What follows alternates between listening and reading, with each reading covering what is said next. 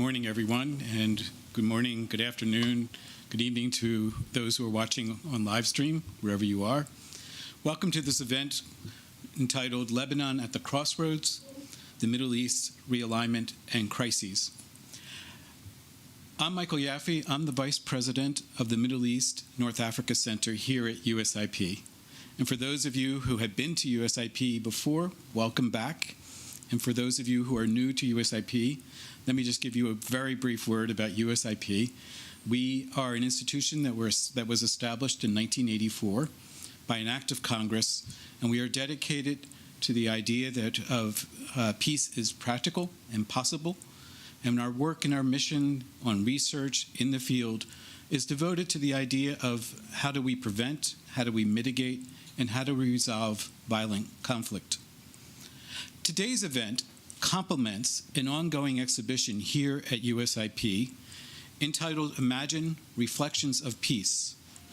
The exhibition is just outside our hall here, and we welcome everyone to attend it, those of you who are here in person, to go look at it. And for those of you who are online to make reservations to come see it, the event is carrying on from now until August 1st.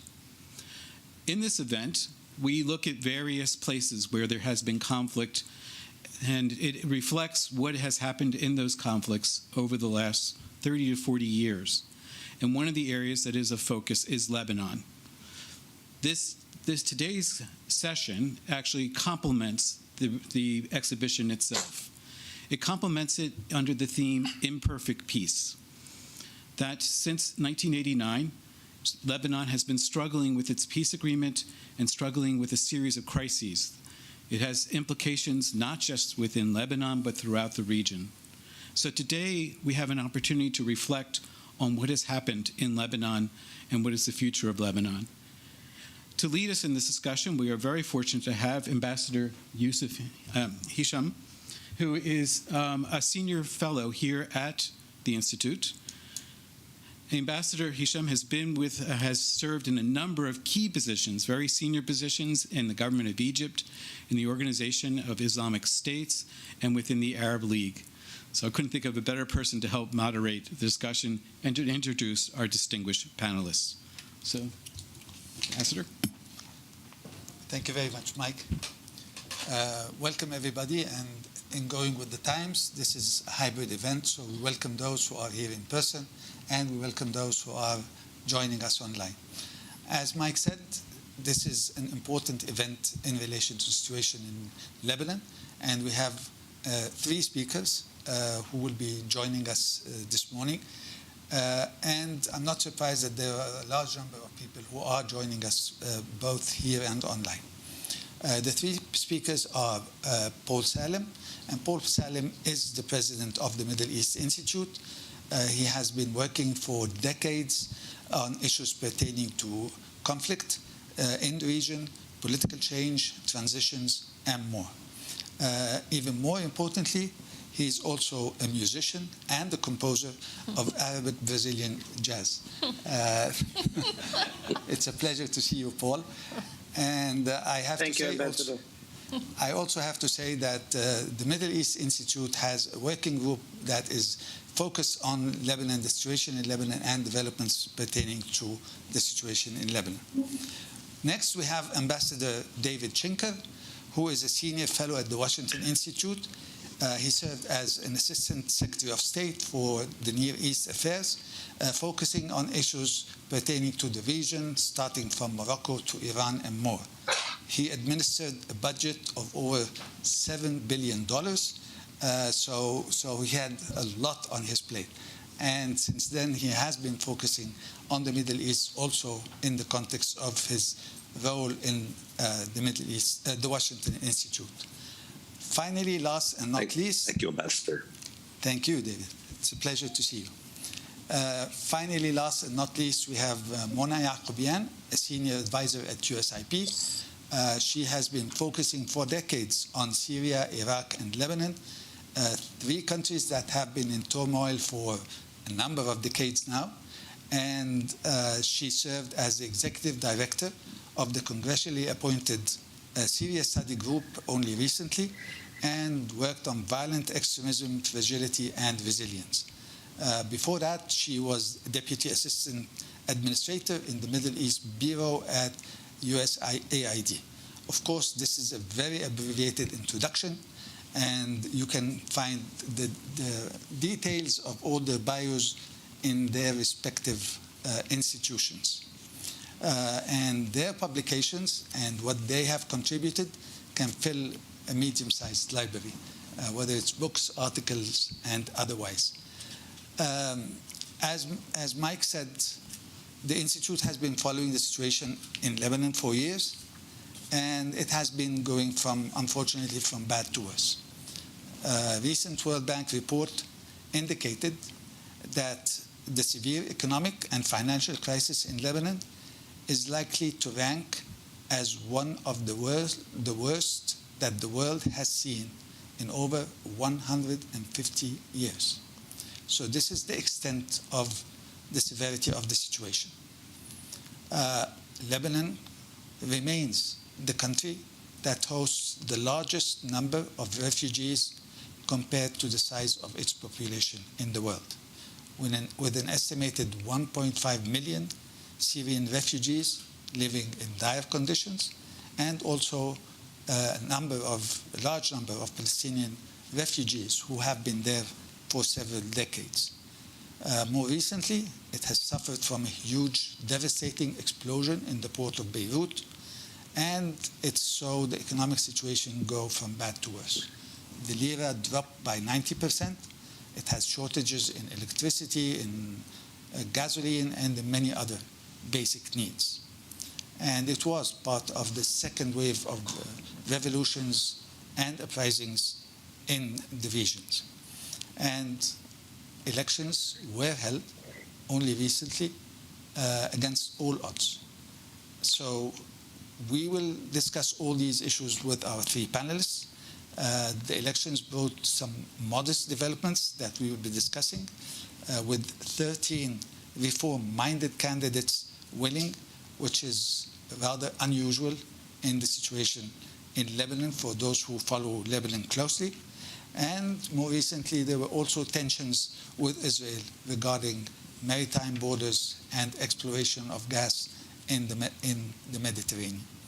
We will be focusing on three main themes: the current situation in Lebanon, regional developments affecting the situation in Lebanon, and finally, what should the U.S. policy be in light of these developments in Lebanon. Let me start by Paul and ask him about the situation regarding the elections and how these elections would affect the future of Lebanon, because there are different views. There are those who believe that this is a step in the right direction that can lead to further positive developments, and there are those who feel that the establishment in Lebanon and the difficulties associated with the political situation in Lebanon will make it more difficult for things to improve. So we'll start by you, Paul, and then move with the same question to David and Mona. Paul, you have the floor. Thank you, Ambassador Hisham. It's a pleasure to be in this panel with USIP, with my good friends Mona and David, and greetings to those at USIP and following online. Yeah, you described the situation rather well. People are familiar with the disastrous situation at the social and economic level. You mentioned the collapse of the Lebanese pound. Poverty rates are up around 80% from a country which used to be a middle-income country. So those socioeconomic conditions are very dire. The elections, indeed, as you mentioned, were held.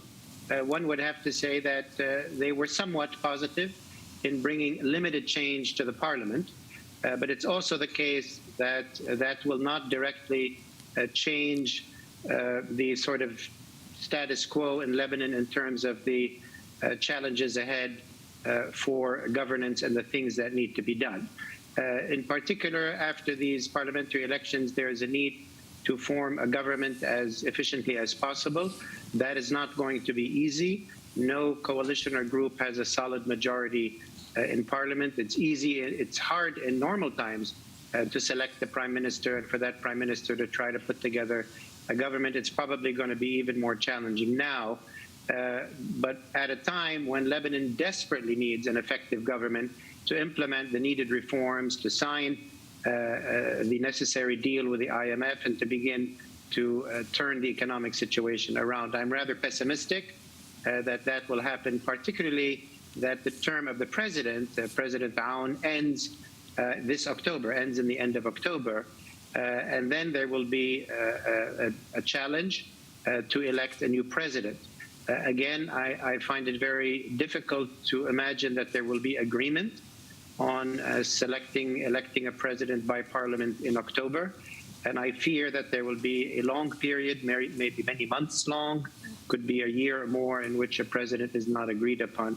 So I fear that there's going to be continued drift in terms of capacity to govern, capacity to implement reforms that would begin a socioeconomic recovery. Hence, in the absence of such decisions, I fear a continued deterioration, further deterioration of the monetary, economic, and social situation, which is, rendered life in Lebanon for many, many people very desperate. It is important to note there are some, small positive potentials, and I'm sure David can talk much more about that, but there is some movement on the maritime talks with Israel. There is some hope that a U.S. brokered deal to bring Egyptian gas and Jordanian electricity to Lebanon in a couple of months, 2 or 3 months, might improve the electricity situation. There has been a staff agreement with the IMF and continued talks. So, there are pathways, but I'm pessimistic that we'll be able to turn anything around dramatically. And I'll close by saying, hanging over all of this is geopolitical issues like U.S.-Iranian relations. How will that impact Hezbollah? Its policies in Lebanon, and Hezbollah-Israeli dynamics are also, there are some linkages with other issues, but I'm sure we'll get to that later. Thank you, Ambassador Hisham. Thank you, Paul. We'll get to that in the next question, absolutely. Let me go to David. Paul is rather pessimistic, and he feels that the situation will deteriorate further. Do you agree with that, or do you think that there is still some hope? Well, Ambassador, it's good to be with you. It's good to be on the panel with Paul and Mona. And although I don't say it very often, I agree with Paul. I think his assessment is correct, which is that although the parliamentary elections, I think, were indicative of an expression of popular discontent it was measurable, but the institutional barriers to significant change because of the different array in Parliament still exist. And so I'm not particularly optimistic about the prospects for broad change that is going to be dictated by this new Parliament. We still have the very same Speaker of Parliament who has certain alliances and interests.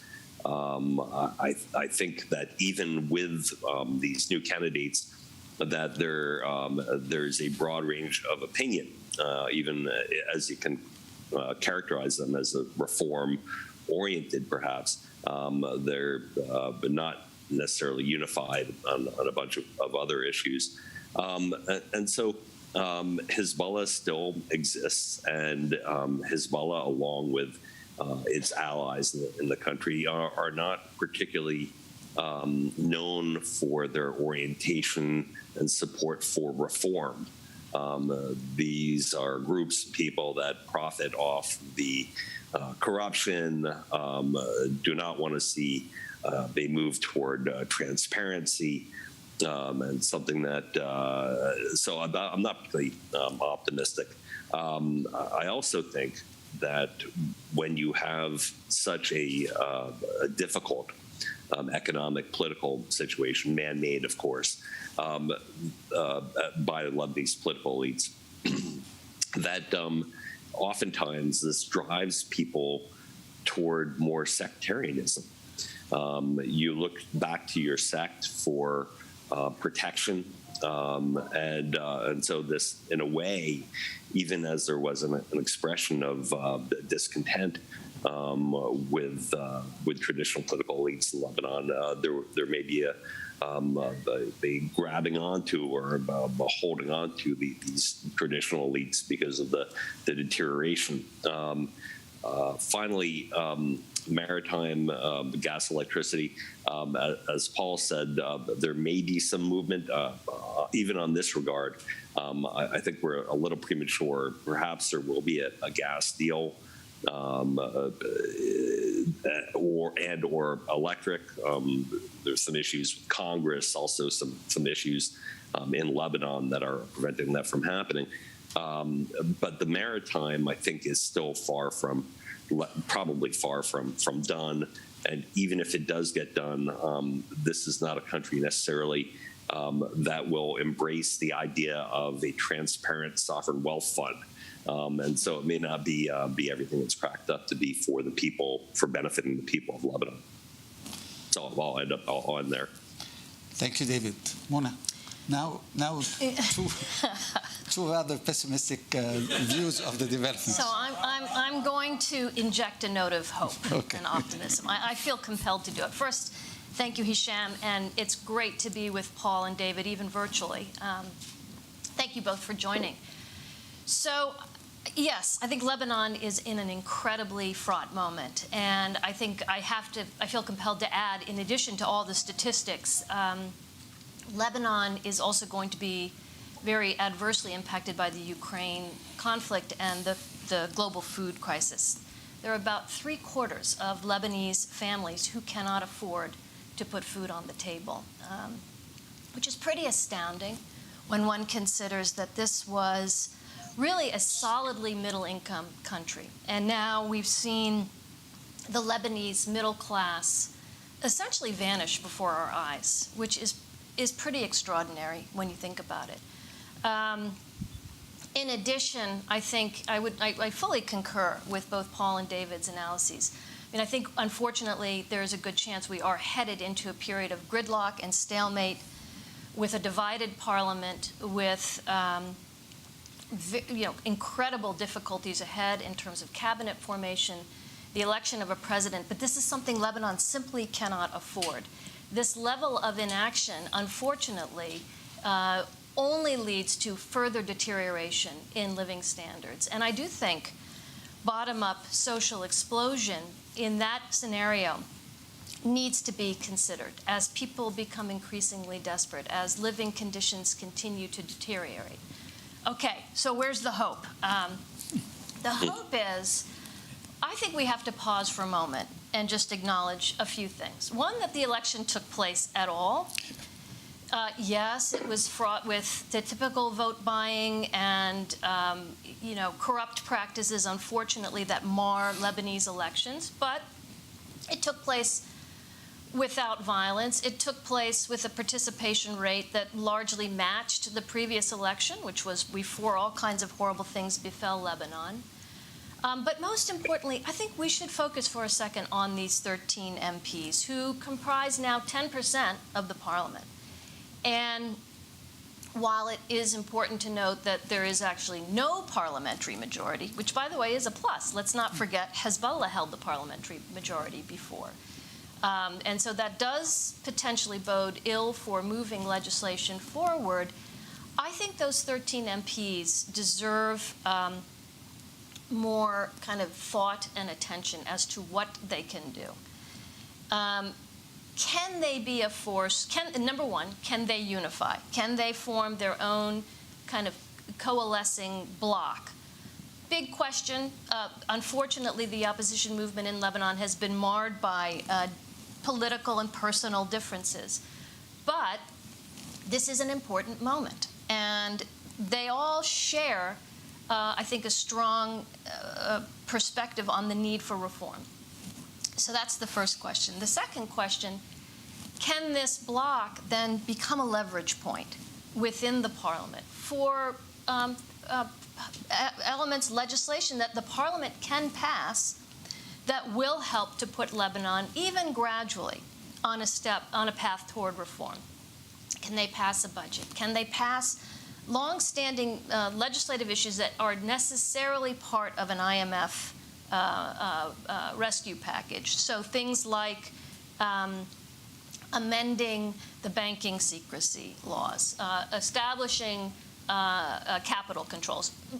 Let me be clear. These are very difficult issues, but at least you have people who are elected with that kind of sentiment behind them, that the country is in dire need of reform. And lastly, I think it's important, we've all talked about Lebanon's system. We talked about the fact that this is an entrenched, corrupt patronage system. It is a relic of the Ta'if Accords and the ways, the sort of unfinished vision of peace in Lebanon. But the election of these 13 MPs, in my view anyway, is a very important, small, but important gradual first step toward, ideally, more peaceful political change and reform in Lebanon. Thank you for ejecting If I may add, Ambassador Hisham, if I may, I'd like to add to Muna's not so much optimism and pessimism. It's, what are the good elements and what are the obviously worrisome elements. I do want to double down on the social political change that has been happening in Lebanon since 2019. The uprising of 2019 and then the blast and the continuing activity, mobilization that we've seen in Lebanon at an intensity and an activity that I don't think Lebanon has seen since maybe the 1950s or 1960s. Yes, this movement has been plagued by division. It could have done much better. But as Muna said, it had a real presence. It now has a real presence in the country as well as in the parliament. Going almost from 0 to 10% is no joke. I look at this in the medium term, that this proves that there is something sort of this socio-political that is changing in Lebanon. The traditional leaders and parties that dominated the post-war landscape are not gaining ground, they're losing ground. And there is definitely throughout the country, from north to south, from east to west, an appetite for change. The challenge ahead is that not only that these 13 deputies, as Muna said, they can play possibly an important role in a hung parliament. They might be determined majorities here and there, so their work in the parliament will be very important, and they need to be helped and supported to play a positive role within parliament. But the results of these elections have given new hope to civil society groups, a population which, even on the eve of elections, had almost given up hope and did not expect any positive results. And I think gives new momentum to continued organization after the elections. The next immediate challenge is the local elections, which are supposed to be held in the spring of 2023. Those are very, very important elections for over 10,000 municipal seats. And that, if again, the civil society groups throughout the country organize, they could secure thousands or tens of thousands of seats. And that would be very important for the next parliamentary election. So I'm hoping that Lebanon is in a period of political transformation that I don't think will at all be total, but I think it might, in a positive scenario, end up becoming 25, 30% or something around that in the electorate.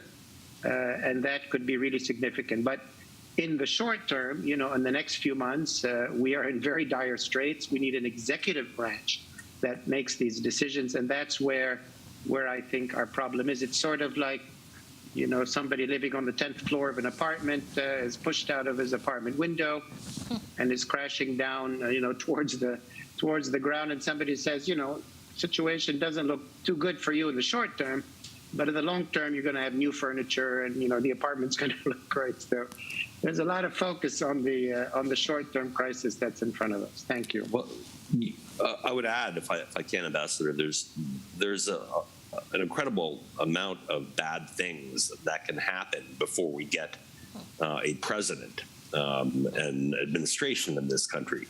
We have a caretaker government. The deterioration is severe.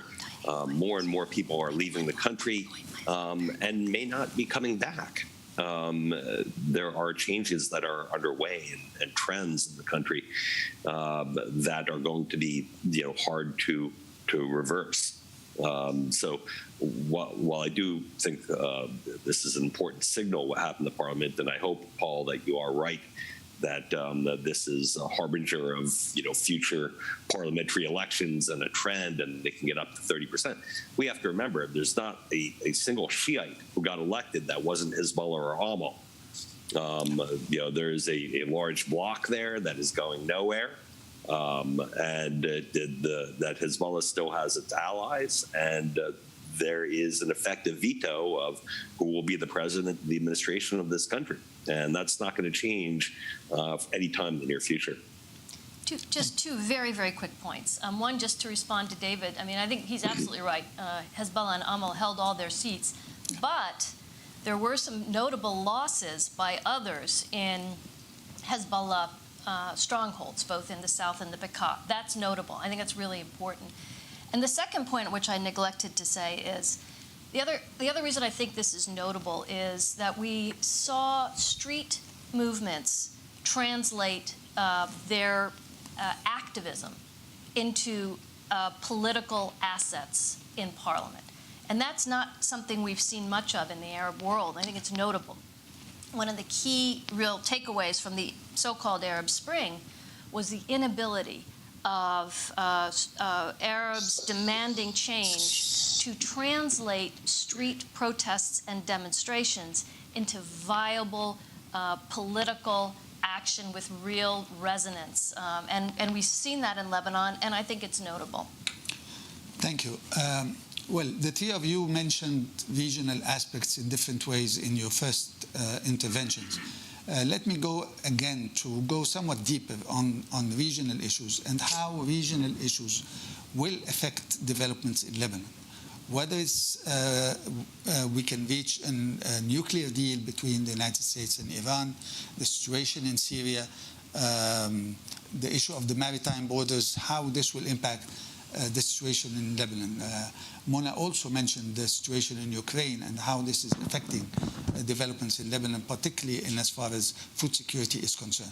So I hope somewhat briefly this time to address how the regional implications would affect the situation in Lebanon, and then we will go to aspects pertaining to U.S. policy, because I want to take questions from those who are participating both here and virtually.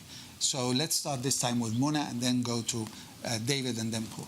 Mona. So I'm gonna defer to David on the maritime negotiations, because he's far more steeped and will have a much more cogent analysis than I will.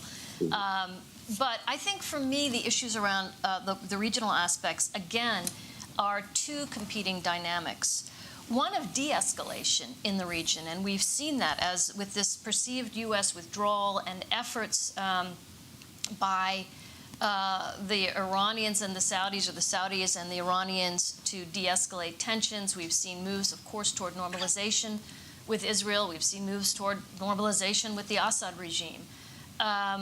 So there is that trend, and I think Lebanon, in the sense of there being more quiet, has benefited from it. However, equally, and maybe perhaps more concerning, at least from my perspective, is this trend toward escalation and unintended escalation. And I think it ties directly to faltering JCPOA negotiations.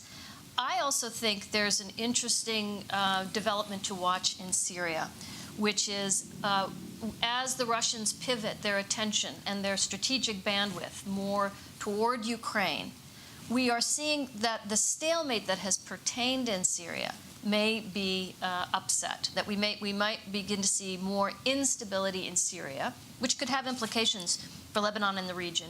And in particular, what concerns me is the ways in which Iranian elements on the ground are seeking to take advantage of Russia's repositioning, moving perhaps closer to the Israeli border, and the ways in which Israel is signaling its deep discontent with Iran. And we've seen this very bold assassination of an IRGC colonel in Tehran. We saw just a matter of a few days ago the Damascus airport shut down, like disabled entirely, which is actually, if you just take a step back and think about it, astounding. I worry, and the Russians sort of seeming to step back, or perhaps, I'm not, to me it's not clear what the Russian role is, although I will say we are also seeing increased Russian-Israeli tensions, and that's also being played out in Syria. All of which is to say, I think there are these two competing dynamics, and my own feeling is that we are entering perhaps a very worrisome period in the region that could be marked by miscalculation, unintended escalation, with perhaps negative ramifications, most likely in Syria and Iraq, which interestingly enough is where those tensions are being played out far more than in Lebanon, but potentially Lebanon as well. Thank you, Mona. David? Thanks, Ambassador. We'll see where the JCPOA goes. I think you have Iran doing things throughout the region, but you also have, unexpectedly perhaps, Iran encouraging the Houthis to maintain the ceasefire. Now, perhaps that will be over in a short period of time, but it's a remarkable development. How this plays out in Lebanon, I don't know what Iran is going to do or encourage Hezbollah to do, but I know independently of what Iran is doing, you're seeing dramatically increased tensions along the border. You're seeing more Hezbollah weapons along the border. You're seeing the precision-guided munitions program moving along apace. You're seeing new Green Without Borders positions very close to the borders. You're seeing UNIFIL being beaten up on a weekly basis by pro-Hezbollah or Hezbollah operatives in South Lebanon. Decreased Israeli overflights of Lebanon. And that's a counterindication, actually. It means that it's increasingly dangerous to fly over Lebanon and makes a war almost more likely. So I'm concerned about this, but I don't know if that's necessarily because of a regional development or what happens with the JCPOA. Along these lines, though, if we're talking regional, I was in Saudi a short while back. I don't think the Saudis have a great deal of interest in really playing in Lebanon again.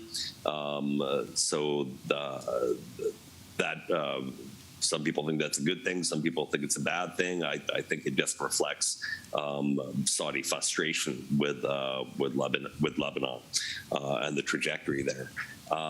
As for maritime, the latest deal that may be on the table, this Kana for Karish, a Lebanese oil field for exchange for provision of an oil field to Israel, and then the line 23. I think this is a creative solution, and yet one that may not be acceptable to all parties. I think the Lebanese came in, actually, interestingly enough, the leading supporters of the maximalist line, the 29 line in Lebanon, happen to be seemingly the 15 or 13 new independent reform-minded politicians in parliament. It's an interesting development, but it may be that this negotiating tactic of going for a maximalist line and then falling back to the 23 line, like I said, isn't going to be acceptable for the Israelis necessarily. So I would expect in any event that the extraction and development of this resource, it will take 7 years to get a single molecule of gas out of the ground, and for Lebanon to get any real impact. But as far as the tensions, we're seeing this play out with Hezbollah, which in my view doesn't really want to solve any of the outstanding issues between Israel and Lebanon, lest it undermine the raison d'etre and encourage more people to talk about why Hezbollah doesn't need its weapons. Thank you very much, David. Paul? Yeah, let me start by saying, when you look at the regional situation in Lebanon, the first thing to say is that the presence of Hezbollah like it is today is a fundamental violation of Lebanese sovereignty or the capacity of a Lebanese state to even exist. Hezbollah has its own army, its own foreign policy, its own intelligence networks, own financing, own defense and attack policy.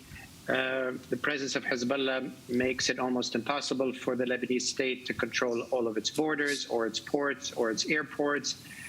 And the fact that a regional country, Iran, continues to support this policy and expect Lebanon or other countries in the region to normalize in that way is, from a Lebanese perspective, is very difficult. Having said that, I mean, that simply explains that Lebanon's main dysfunction is going to continue. There's no scenario in the foreseeable future where Hezbollah will integrate into the Lebanese state or become part of the Lebanese Republic. I can see no scenario where that happens. So the basic dysfunction is going to continue. Maybe a little bit of change here, a little bit of change there, a new president maybe at some point, some changes in parliament. So that is very, very unfortunate until something major happens to change that. Now, within that dynamic, the outcome of the U.S., the JCPOA could be relevant. Even from Rob Malley's latest testimony, it's not clear that actually is going to be such a thing. But let me just throw out there, two scenarios. That if there is a return to the JCPOA and the U.S. and Iran manage to eke out a deal of some kind, it is possible that diplomacy, some level of maybe backdoor diplomacy, that involves U.S., Iran, Gulf countries, France, and so on, could nudge Lebanese diplomacy or Lebanese politics along and enable the election of a president, empower a government, and sort of nudge the country forwards in terms of reform. That has happened before in recent Lebanese history, where regional diplomatic sort of breakthroughs enable a small Lebanese breakthrough. So there could be a positive scenario there, even though if you had a JCPOA, it means Hezbollah would have more money, not less. But even with less money, they don't seem to have become any weaker, so maybe that's not a big variable. The other scenario is if really the deal completely falls through, there is no such a pathway, in which case we will see, more worries about escalation, about tension, and probably more obstructionism in Lebanon, and hence we might enter a longer period, 1 or 2 years without a president, without a government, a darker scenario. So I think there's relevance there. On the Syrian side, it is noteworthy that while there was some talk in recent months that, Syria is coming back, some countries are normalizing with it and so on, that Syria's allies in the Lebanese elections, almost to a candidate, lost. And that is an interesting, signal. It doesn't seem that Syrian political influence is returning to Lebanon, while Iranian influence remains very, very high. It is also worrisome to me that Syria has turned increasingly into a narco state with billions of dollars of production and smuggling that can only have sort of negative and dangerous impacts on Lebanon and networks in Lebanon and airports and ports and mafia things. So I'm worried about that as well. And any escalation between Israel and Iran or Israel and Hezbollah would certainly take Lebanon another 30, 40 years backwards. We hope that does not happen. Thank you, Paul. Let me go to David, to start with David this time, because he has probably done this many times before.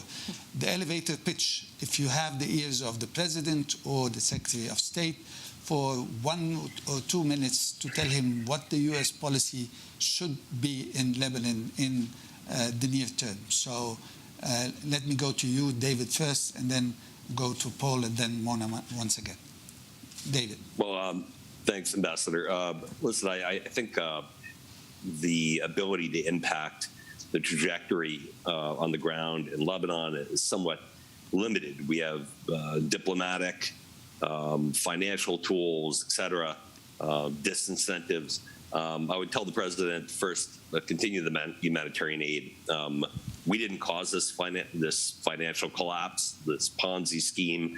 This was, made by Lebanon, but we as the United States should help feed the Lebanese people, and I think we are the most generous international donor to Lebanon. We should make sure the Lebanese know that we are doing this. Second, the pillar of U.S. sort of policy in Lebanon has been, for some time now, the support for the LAF. This is a increasingly controversial topic in Washington. I don't think that's going to change. And I do see some continued utility in helping stabilize, provide support to this institution. It's no panacea. It's problematic. It collaborates with Hezbollah, it deconflicts with Hezbollah. That is a problem. And perhaps most egregiously, it is not fulfilling its duty vis-a-vis UNIFIL. And the government of Lebanon, neither is the government of Lebanon. So I'd say that while we support Lebanon, we have to hold the LAF and the government of Lebanon to a higher standard. We should be calling them out, the government of Lebanon, like UNIFIL has started to do, for not meeting their obligations, not prosecuting people who attack UNIFIL convoys, for not investigating. They're not solving these crimes. And the LAF cannot any longer obstruct UNIFIL. In fact, this is something that they have been doing. You can read about it in all the reports. I think that that this money should be, in part, conditional on how the LAF behaves. And finally, I think that the idea about the policy we put in place when I was in government, which is no more bailouts for Lebanon without implementation of reforms, I think that's the right policy. It's increasingly hard to do. I think the French and others want to do more for Lebanon, and I think the principle of that the United States cannot help Lebanon unless Lebanon helps itself, I think, still stands at the government level. People have to make difficult choices there, and that includes reform. And to incentivize that, of course, I think we should be implementing global Magnitsky sanctions for the most corrupt in Lebanon. Continue with that practice. So I'd leave it there. Thank you, David. Paul? Yeah, I would say, the U.S. policy towards Lebanon has been quite forward-leaning in the amount of support it's provided to the Lebanese army. The army is not perfect. It's a big institution in a small country that some things they're able to do, others they're not. But I would say, on balance, they've played a tremendous role in maintaining stability, preventing a real full state collapse and complete disorder. They remain a backbone of what exists of Lebanese stability and Lebanese legitimacy, and that a lot of that is due to strong and continued U.S. support, and that's extremely valuable. The U.S. has also been very forward-leaning on humanitarian support, as David indicated, with the most generous presence. That definitely needs to continue for the sake of the Lebanese people, and if you want to be less sort of altruistic, to prevent mass refugee exodus to countries west and so on. And so I would say U.S. policy generally is in the right direction. I would emphasize that the remaining half of this year is going to be politically intensive and requires intensive diplomacy. So the basic policies in place, I think, are good. I'm heartened that certainly U.S. diplomacy is very active. We have a very active and excellent ambassador in the country. Amos Hochstein has been giving a lot of his time on the energy side of things. Secretary Blinken has been in the region, and President Biden is going to the region. Lebanon in the next 6 months, I think, needs intensive diplomacy with heavy U.S. engagement or leadership to make sure we reach the end of the year with an effective president, with an effective prime minister, with an effective government, so that by early 2023, the country can respond to the needs of its people and really begin making the decisions, passing the laws that need to happen. And I think there is no substitute for U.S. diplomacy. It's done it in the past. We have a lot of friends in Europe, a lot of friends in the region. We do need the Gulf countries to re-engage. Both the Gulf countries and the US and Europe are in the right place by saying to the Lebanese government that you have to do your homework first, no more bailouts, but bringing the Gulfies back in a proactive way would have a very positive effect as well. So I would urge intense diplomacy over the next few months. Thank you. Thank you, Paul. There is a general trend in the same direction. Yeah, I will continue it. So basically, I mean, I agree largely with the recommendations of the U.S. really essentially needing to stay engaged. The humanitarian crisis cannot be over-exaggerated. I think the need to, particularly because of the Ukraine conflict impact now on food security in Lebanon, it will be essential that we increase our food assistance to Lebanon. We should also think about expanding the amount of cash assistance to the most vulnerable Lebanese and Syrian refugees. And this is a cash assistance that goes directly to these vulnerable populations. It has nothing to do with the Lebanese government. I fully concur that no bailouts for the Lebanese government. They must implement reform. It's egregious. It goes beyond. Egregious doesn't begin to describe their behavior and their unwillingness to address the issues that have plagued this country now for years. I would add, I think we need to up our game with respect to political assistance, democracy promotion types of activities. We need to, in a smart way, provide parliamentary training, for example, to these new MPs. We need to think about assisting with political party formation, perhaps, coalition building. We now have people we can work with in the parliament, and I think it's really important to underscore that. Lastly, I think we need to really put a lot of pressure on the powers that be in Lebanon to form a technocratic government as soon as possible, because the magnitude and the severity of the challenge is so significant that we can't wait for the typical Lebanese horse trading and politics and political vacuums to play out. Paul's person falling out of the window may well be appropriate, and if we wait too long, there'll be nothing really to rescue. So I think it's incumbent on our government to pressure and demand that a technocratic government that can begin to actually do the hard work of implementing IMF reforms, very clear what needs to be done, that we prioritize that as a very urgent first step that needs to be taken in the wake of the parliamentary elections. Thank you, Mona. Now questions from both those who are participating in person and those online. Those online can go to the event page on the USIP website, and you can type your questions there. And those who are present here, I think we have a microphone at the end of the room that is ready for anyone who wants to ask a question. Any questions from those who are in the room? Mr. Hank? Yeah, a microphone is coming.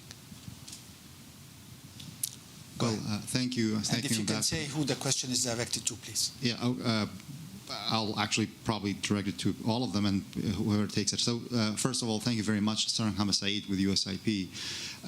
The 2003, as Saddam was removed from power, one Iraqi leader said, Iraq will not be Lebanized. And at that time, I did not understand the depth of that term. Several years after, now I have seen that how actually the dynamics in Iraq and Syria and Iraq and Lebanon they're repeating things that happens on each side.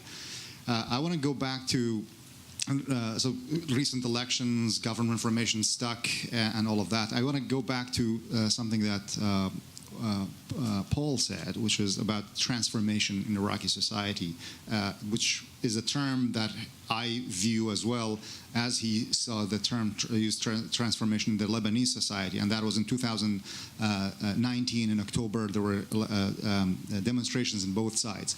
We understand that the international community, to remain invested, there has to be something that you can work with, and that energy on both sides, I think, helps. But in Iraq, we are seeing that the limitations of that. We have seen the limitations of a larger number of parliamentarians there. So there is a hope and there is a limitation. But within the existing actors in Iraq, we see Muqtada Sadr trying to shape the politics in a certain way. We see the Sunni leadership, the Kurdish leadership try to shape in a certain way. Is there an equivalent or similar dynamics on the Lebanese side where from the existing parties who are dominating that other avenues of change could be found? Thank you. Thank you, Sir Hank. Any additional questions from the, please?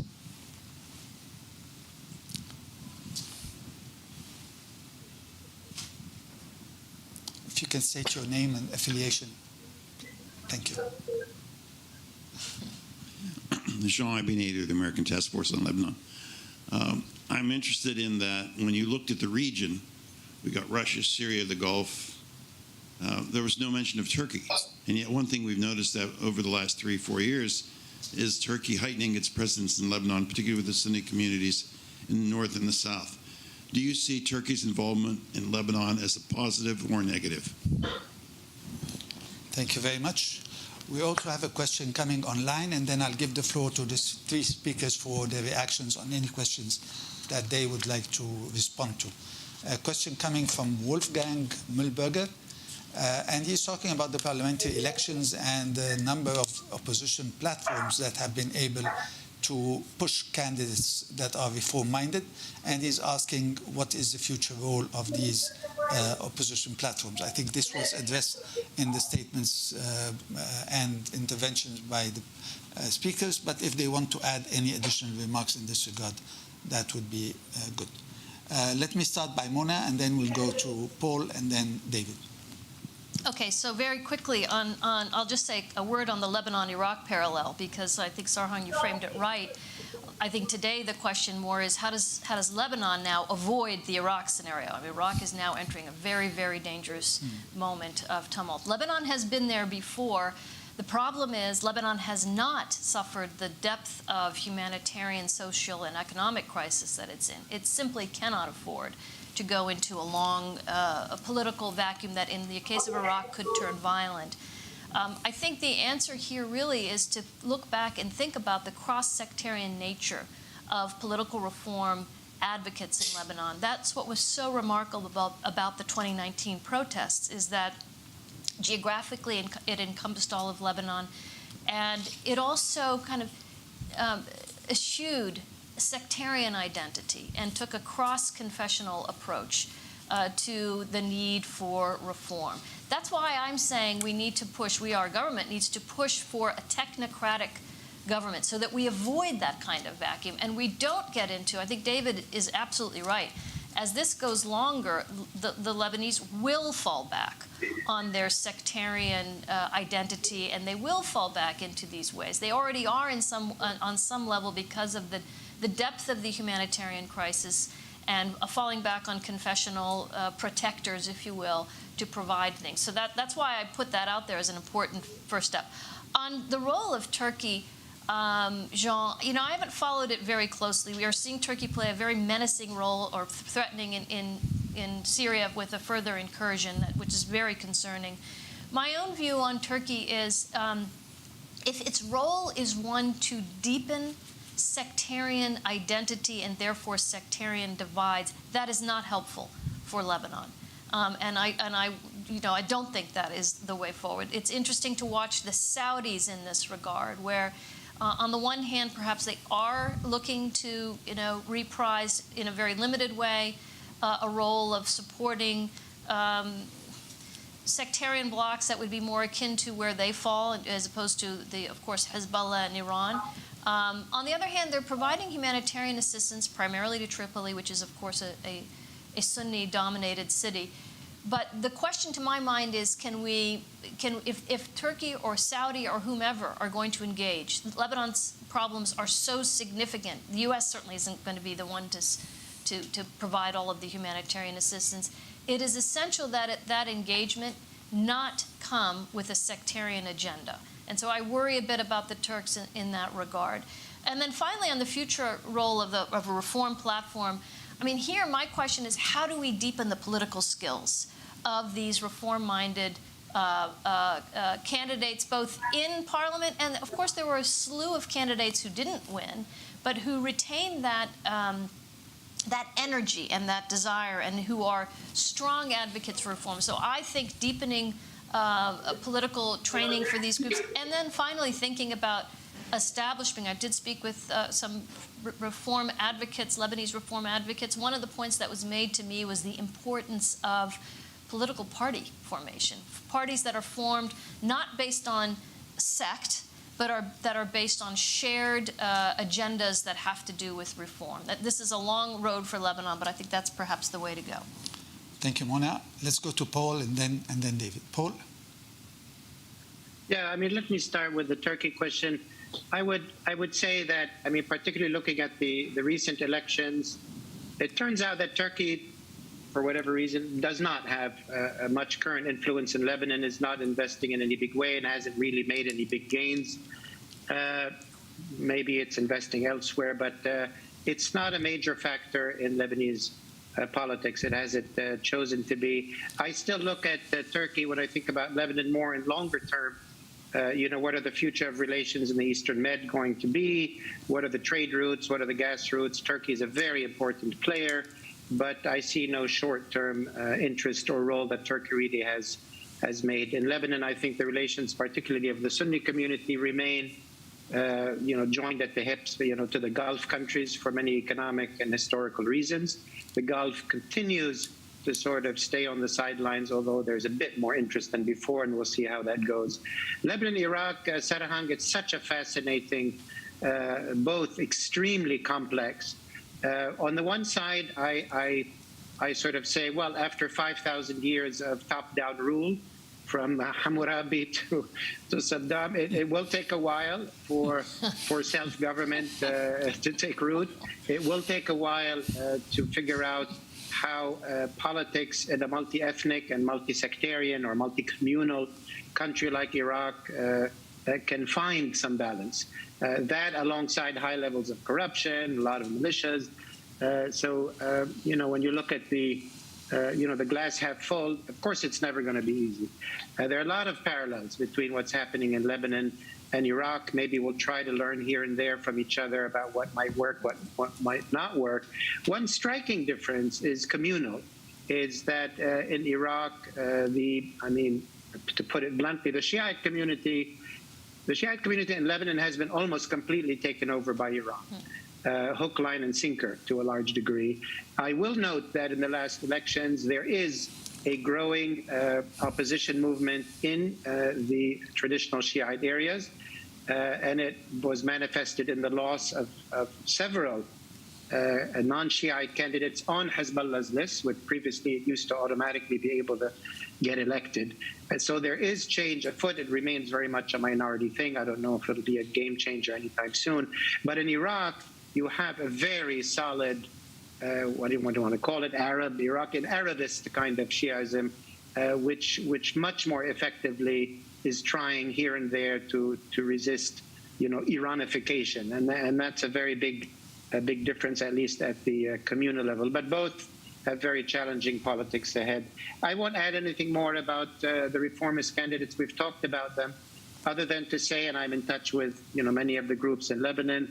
For us and the groups in Lebanon, the priority is unify, unify, unify, and that continues to be the need.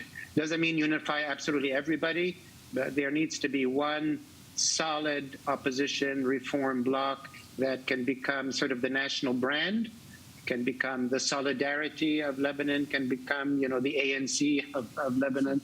And that hasn't happened yet. But the success in Parliament shows that there is an appetite there, and there's enough political know-how to leverage, but we need to make more progress inside the country and unifying. Thank you, Ambassador. Thank you, Paul. David? Hi. Thank you. I think I don't have a whole lot to add to what's been said. I think the question about the parallels between Iraq and Lebanon is, I think, salient. The Muhassasa, the Taifiyya, there are a lot of parallels in dysfunction as well. the inability to coalesce around issues.